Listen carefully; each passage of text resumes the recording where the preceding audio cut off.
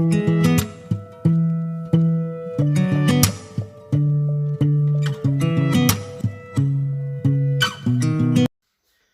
mi largo andar, porque ya tengo alguna edad, por el interminable e inagotable mundo del vino, pues sigo escuchando frases que realmente son desconcertantes. ¿Cuántas veces oímos, este vino era tan viejo y estaba tan añejado que se convirtió en coñac? Eso es una inmensa barbaridad y lo único que demuestra es la absoluta ignorancia del que dice esa frase.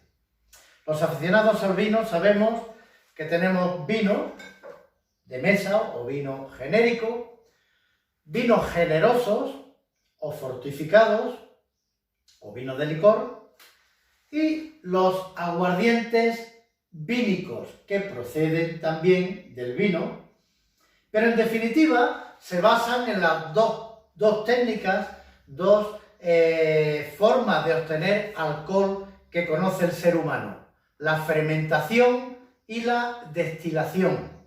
Hoy vamos a ahondar en los pormenores de la destilación, de la fermentación, y vamos a aprender las diferencias, algo básico para cualquier aficionado al mundo del vino. Bienvenido a Vino Clarito. Vino Clarito. El vino explicado para que todos lo entiendan. Pues bien, hablemos de la fermentación. La fermentación, durante la larga historia de la humanidad, hoy en día un conjunto de ciencias como la antropología o la genética o la paleontología, pues nos explican que nuestros primeros ancestros ya vivían hace 5 o 7 millones de años. Y nuestros primeros ancestros ya conocían el vino porque el vino es anterior en el planeta Tierra a nuestros primeros seres humanos. En el momento que el zumo de uva, el mosto, entra en contacto con las levaduras, que forman esta capa blanquecina que parece polvo pero no es polvo, son colonias de millones de levaduras. En cuanto las levaduras entran en contacto con el mosto, con el zumo de la uva, comienza la fermentación, que es un fenómeno absolutamente natural y sucede sin ninguna intervención del ser humano. Por tanto, los primeros homínidos, los primeros seres humanos, guardaban las uvas, fermentaban y bebían aquello, se embriagaban y descubrían el vino de forma natural, igual que descubren la tormenta o el fuego. Para las sucesivas culturas humanas, el hecho de la fermentación siempre ha sido algo mágico, porque no se sabía explicar. Las diferentes culturas, como digo, pues echaban las uvas estrujadas normalmente o sin estrujar en un tanque y de pronto contemplaban absortos de que aquello se empezaba a calentar, se empezaba a enturbiar y empezaba como a hervir, echaba gases que parecía que estaba hirviendo. No en vano, la palabra fermentar viene del latín fervere, que significa hervir. Para la cultura griega, el fenómeno del vino, de la fermentación, pues era un milagro que hacía el dios Dionisio. Y para la cultura romana, pues era otro milagro que hacía su dios, que era Baco. El ser humano necesita llegar en esa ignorancia hasta el siglo XIX, cuando se empieza a avanzar en el campo de la química y de lo que hoy en día llamamos bioquímica. En el siglo XIX surgen las teorías mecanicistas y las teorías vitalistas para explicar qué ocurría con el vino, por qué se producía el vino. La teoría mecanicista partía de que, bueno, era simplemente un hecho mecánico que cuando se juntan ciertas sustancias, pues se produce. La teoría vitalista, pues partía de que era un elemento vivo y que los seres vivos tienen algo vital, una especie de alma que hace que aquello se produzca, que aquello reaccione. En 1818 el ser humano oye hablar por primera vez del concepto levadura. Levadura es un ser microscópico, un hongo microscópico, que es el causante, el principal causante, porque hoy la enología y la bioquímica nos dice que la fermentación se puede producir por levaduras y también por bacterias, pero el principal causante de todas las fermentaciones del mundo, más del 95%, son las levaduras, un hongo microscópico. Y fue Louis Pasteur, a mediados del siglo XIX, el primer científico que nos dice de una manera básica, de una manera simple, lo que es la fermentación, hace menos de 200 años. Y expresa que la fermentación es el fenómeno natural por el cual los azúcares contenidos en la uva o en cualquier fruto dulce se convierten en alcohol más anhídrido carbónico, un gas, el gas carbónico, por la acción de las levaduras. Bueno, hoy en día sabemos que esa formulación de fermentación alcohólica es bastante simple. La bioquímica actual, la enología actual, nos dice que una de las reacciones más complejas que existen en la naturaleza son las fermentaciones. En la fermentación del vino, pues se producen decenas y decenas de sustancias que son descubiertas poco a poco, porque aparecen muchas de ellas en cantidades tan pequeñísimas que escapan incluso a un análisis químico estándar. Entonces, hoy sabemos que la fermentación en el vino se produce de forma natural por las levaduras alrededor de la piel de la uva, eso que se llama pruina. Cuando entra en contacto con los azúcares, pues producen una reacción que vamos a verla de dos puntos de vista. Desde el punto de vista de los organismos, de los seres vivos, las levaduras, esos hongos microscópicos, pues es una reacción sin oxígeno, anaerobia, se dice en bioquímica, que lo que tratan es de obtener su alimento, de alimentarse y reproducirse, aquello a lo que aspiramos prácticamente todos los seres vivos. Y en esa reacción, pues ellos se alimentan, se reproducen y hay unos subproductos, como son el alcohol etílico, o como son el anhídrido carbónico, o otros como son las glicerinas o el ácido succínico, o etcétera, etcétera.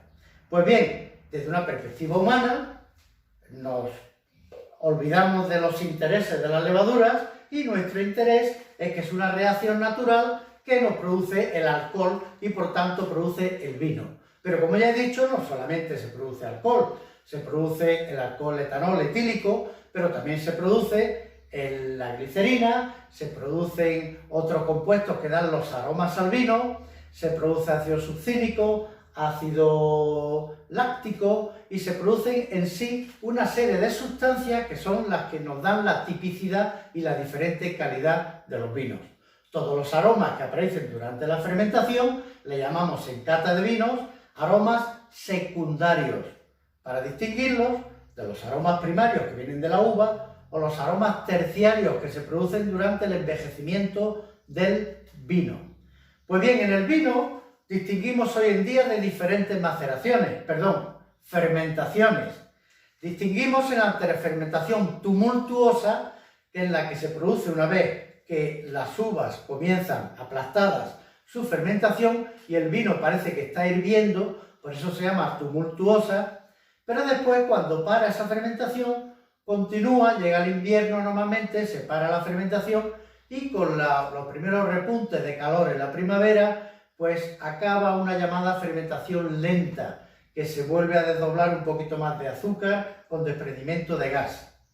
Otra fermentación, que ya no se debe a las levaduras de la pruina, sino se debe a unas bacterias, es la llamada fermentación maloláctica, por la cual las bacterias transforman el ácido málico, que es muy duro en nuestro paladar, al ácido láctico, que es mucho más suave. y entonces esa fermentación maloláctica es importante que se realice, sobre todo en los vinos muy ácidos que tienen desde la uva mucha cantidad de ácido málico. Y también otra fermentación especial es la que se hace con los vinos de maceración carbónica, que sabemos que el racimo entero, sin estrujar la uva, se deposita en el tanque de fermentación, la uva aplastada del fondo empieza una fermentación natural y normal con sus levaduras, que se va irradiando hacia arriba en un ambiente siempre sin oxígeno, porque el anhidro carbónico desplaza el oxígeno fuera, una reacción anaeróbica, y dentro de la uva se produce lo que se llama una fermentación intracelular, que se produce a partir de unas enzimas naturales que se contienen en la uva. Por tanto, en el mundo del vino, cuando hablamos de fermentación, distinguimos entre fermentación tumultuosa, fermentación lenta, fermentación maloláctica y la fermentación especial intracelular en los vinos llamados de maceración carbónica. Pues bien, no solo las uvas fermentan, fermenta cualquier fruto dulce que contenga azúcar. Claro, si es dulce contiene azúcar. Como todos hemos tenido la experiencia de tener un melón cerrado y al abrirlo nos parece ácido, agrio, y es porque ha fermentado. Igual ocurre con un coco y cualquier fruta que con el paso del tiempo de forma natural fermenta. Y esos fermentos que no solamente son vino, pues nos dan por ejemplo la sidra, que es bebida fermentada de manzana, o nos da la cerveza, que es bebida fermentada de cereal, o nos da el sake, que es bebida fermentada de arroz, y otros muchos derivados de fermentaciones. Pues bien, las levaduras que se utilizan comúnmente en las bodegas para hacer la fermentación pueden ser lo que se llama levadura salvaje, que es la propia que constituye la pruina, la que viene con las uvas, la de la zona, y viven de forma natural con las uvas, o bien pueden ser levaduras seleccionadas. ¿Seleccionadas para qué? Pues por ejemplo, la producción de espumosos, la segunda fermentación dentro de la botella. Cuando ya termina la fermentación, sabemos que vamos inclinando la botella hasta ponerla en punta para que todas las lías y restos de fermentación vayan desplazándose, resbalando por el cristal hasta aquí para ser eliminadas. Pues no todas las levaduras resbalan igual. Se selecciona en el laboratorio levaduras especiales para que las lías y los restos de la fermentación vayan desplazándose y resbalándose por el cristal hasta llegar a la punta sin manchar la botella. También se usan levaduras especiales cuando se quiere producir vino o cerveza sin alcohol. Algún día hablaremos de eso, porque el sin alcohol realmente lleva algo de alcohol siempre. Entonces, uno de los métodos para hacer cerveza o vino sin alcohol, pues es a partir de unas levaduras especiales que hacen una fermentación lentísima y producen muy poca cantidad de alcohol. Las levaduras, cuando producen alcohol, tienen un límite natural. Por mucha azúcar que tengan, comienzan a transformar las levaduras ese azúcar en alcohol etílico, pero llega un momento que por mucha azúcar que haya ya no puede transformar más, porque ellas mueren en ambientes alcohólicos, normalmente a partir de los 17 grados. Hay organismos que producen alcohol con mayor cantidad de 17 grados, pero producen también unas sustancias indeseables en el gusto, en el aroma, y por eso jamás se utilizan para elaborar vinos. Esos organismos pues normalmente se utilizan para hacer, pues por ejemplo, biocombustibles a partir de fermentar pues el zumo de la caña de azúcar. Pero en fin, ciñéndonos al mundo del vino, se acepta generalmente que las levaduras tienen un límite que son los 17 grados. Y los vinos que tienen más de 17 grados, que son los vinos llamados licorosos, generosos, fortificados, pues son vinos a los que además de su cantidad de alcohol obtenido por fermentación natural, se le añade un poquito, una cantidad de alcohol proveniente de la destilación. Pero vamos a hablar de la destilación y de los licores. Pues bien, vista la fermentación, que es un proceso absolutamente natural en el planeta Tierra, hablemos ahora de la destilación, que es un proceso artificial, es decir, inventado por el ser humano. En la historia aparecen las primeras destilaciones en China, unos 800 años antes de Cristo. En Egipto también se sabe que destilaban pequeñas cantidades para usos mágicos, espirituales y curativos, unos 300 años antes de Cristo.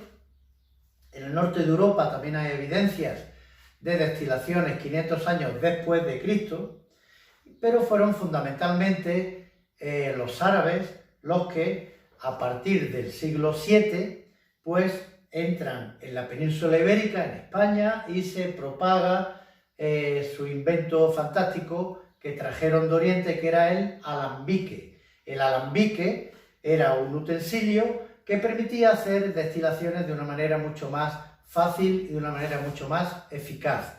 Todos sabemos lo que es un alambique, una olla cerrada donde sale por un conducto estrecho que acaba en un serpentín para que se condensen los gases y gotea finalmente en un vaso.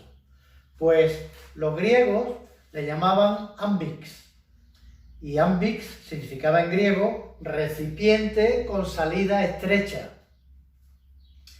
Los árabes lo toman y le llaman el artículo el en árabe, al-ambik, y de ahí viene la palabra que utilizamos en español, alambique. Igual que los árabes traen la destilación a la península ibérica, pues los españoles llevan la destilación al continente americano. Antes de la llegada de los españoles, pues no había bebidas destiladas en Hispanoamérica. Se usaba el pulque, que es un fermentado del ágave, en México, o en el actual México, o se utilizaba en el actual Perú, pues la chicha, que era un fermentado a partir de batata o a partir de maíz. Con la introducción del destilado en América, pues aparece el famoso tequila de México o el famoso pisco de Perú o del norte de Chile. Pues bien, ¿en qué consiste destilar? Pues la destilación parte del hecho de que los diferentes líquidos que existen en la naturaleza se hacen volátiles, se evaporan a diferentes temperaturas. Así, por ejemplo, el etanol, el alcohol etílico que tienen los vinos, pues volatiliza a los 78,3 grados de temperatura, siempre centígrados. Y el agua se volatiliza o se evapora a 100 grados. Entonces, destilar es a partir, por ejemplo, de un vino. Si este vino tiene 10 grados de alcohol, significa que el 10% de esta cantidad de líquido es alcohol etílico. Yo lo deposito en un recipiente y comienzo a aplicar calor. Las sustancias más volátiles, a los 50-60 grados, empiezan a salir y gotear por el alambique o por el destilador, y eso se llama la cabeza de la destilación, que como yo lo que busco es el alcohol etílico, la desecho. A partir de los 78 grados empieza a aparecer el alcohol etílico, y eso es lo que yo quiero aprovechar, ese es el cuerpo de la destilación que yo busco. A mayores temperaturas salen más sustancias, ya no las quiero, hasta los 100 grados que sale el agua, y eso se llama la cola de la destilación. Por tanto, la destilación lo que hago es separar los diferentes componentes de una mezcla de líquidos y voy buscando aquello que yo quiero, y para producir alcoholes destilados, pues lo que quiero es el alcohol etílico a una determinada temperatura, desechando la cabeza y la cola de la destilación. Por supuesto, para destilar no se utilizan vinos magníficos. Los vinos que se han estropeado, los vinos que tienen defectos, los vinos que están avinagrados, los vinos que no valen para un buen consumo, pues son los que se destinan a alcohol. Por cierto, aprovecho para aclarar una cosa.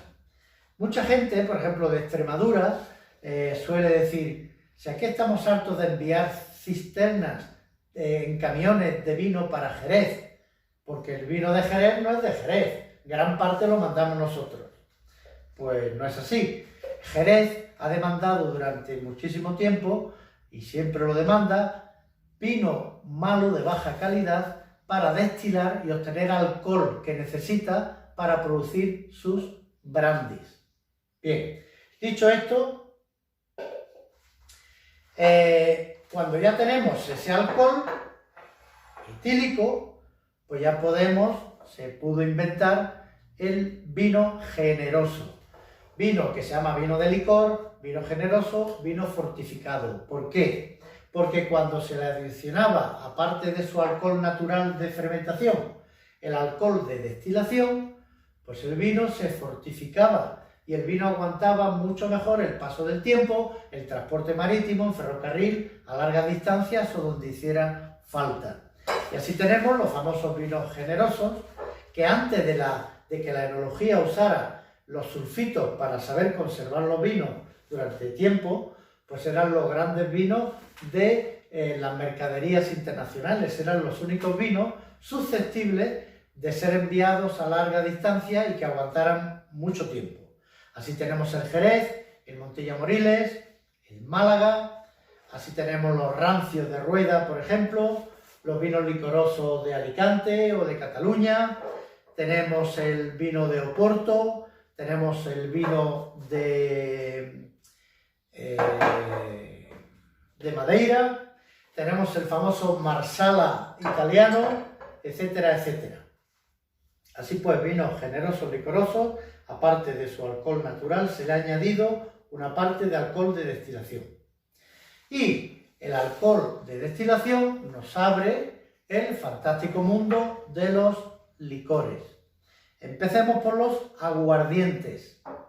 Se denomina aguardiente el destilado que es única y exclusivamente a partir de vino y sus derivados. Entonces, ese aguardiente, que en portugués se llama aguardente y en italiano se llama grappa, pues es a partir de destilar única y exclusivamente vino y sus derivados. Pues bien, pues por ejemplo, esos son los derivados después de la prensa para obtener vino, pues queda una parte de alcohol en los ollejos que no se tira, sino se destila y se obtiene alcohol de esos ollejos del vino. Cuando el aguardiente se consume de forma joven, pues tenemos muchos famosos grappa italianos, aguardientes portugués, tenemos el pisco, famoso de Perú o de Chile, como ya he dicho, y cuando se envejecen en barrica y tienen un añejamiento importante, pues aparece el brandy de Jerez o los famosos coñac o los famosos armagnac. Pero, como ya he dicho, no solamente se obtiene alcohol a partir de la uva, también se obtiene alcohol a partir de otros frutos, otras frutas maduras, que contienen azúcar. Y por la destilación, además de obtener a partir del vino los aguardientes, pues puedo obtener a partir de fermentación de otras frutas, puedo obtener los diferentes licores. Así, por ejemplo, el whisky se obtiene a partir del cereal.